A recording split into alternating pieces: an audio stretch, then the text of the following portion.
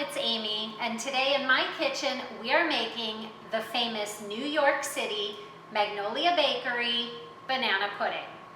If you've never had it, there's no need to visit because they shared their recipe with us, so we're gonna make their original recipe from scratch. It's easy, you're gonna love it. Let's go. So to start, we are going to add 1 can of sweetened condensed milk into our mixer. You're gonna wanna make sure that you have the whisk attachment. If you don't have a stand mixer, you can use a hand mixer, that's totally fine. You're just gonna have to put a little bit more elbow into it. All right, you're gonna pour this in. Get every little drop.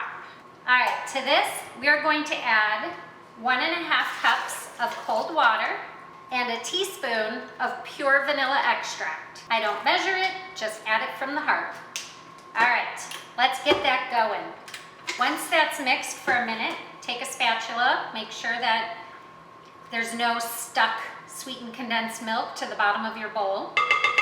And now you're gonna add in a whole box of instant vanilla pudding mix. All right, now we're gonna mix for another 2 minutes.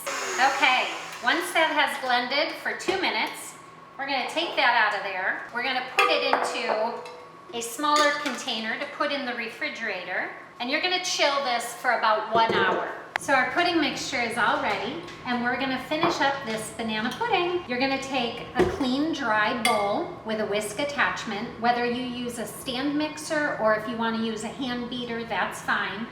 And to this bowl, we are going to add 3 cups of heavy whipping cream.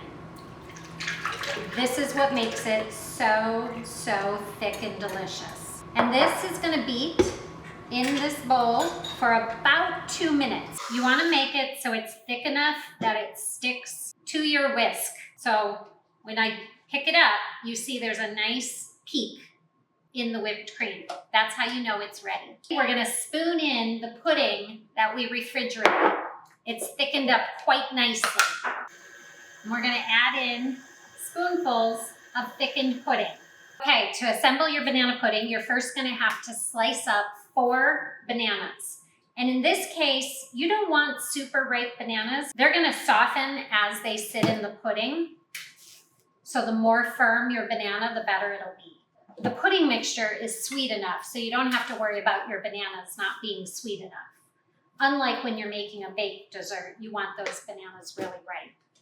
And now we're gonna assemble. You're gonna take about 1/4 of your banana pudding, and you're gonna put that in the bottom of your bowl. Next up is 1/3 of your bananas. Just lay those on top, followed by 1/3 of your box of Nilla wafers.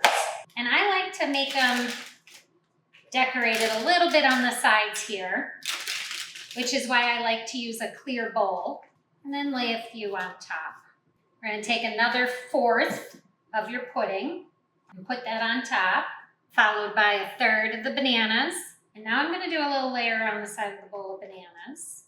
And follow this up with another 1/3 of your bag of cookies. And this layer I'm just gonna lay flat.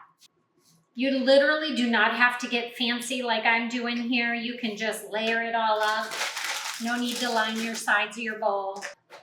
Pudding mixture on top, followed by the rest of your bananas, followed by all but 3 cookies. I'm gonna put those aside. Put the rest of the cookies on top. Now the final layer of pudding. You're gonna scrape out every little drop out of your bowl. Add your 3 cookies, make it pretty. You eat with your eyes first. I take the crumbs, sprinkle them over the top. And now we're gonna put a lid on this and we're gonna chill it for about 4 or 5 hours because the key to Magnolia banana pudding is the cookies will get nice and soft and every layer comes together into a delicious bite. Okay guys, are you ready? Didn't even have to go to New York City for this banana pudding.